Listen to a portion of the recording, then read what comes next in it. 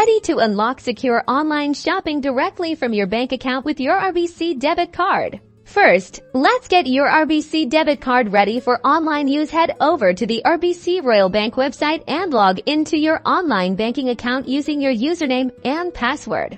Once you're logged in, look for the Card Services or Manage Cards section. This is where you'll find the options to activate and manage your cards. From your list of cards, select your RBC debit card. You should see an option to activate it for online purchases. Click on this. You might be asked to confirm your identity with a security question or a one-time passcode sent to your phone. Follow the on-screen prompts to complete the activation.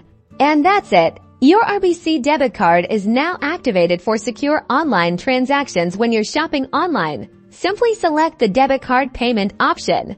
You'll then enter your card number, the expiry date, and the 3-digit security code, also known as the CVV, found on the back of your card. Once you confirm the transaction, the funds will be debited directly from your RBC bank account, allowing you to shop with confidence and stay on top of your finances without the worrying of credit card debt. Enjoy the convenience and security of using your RBC debit card online.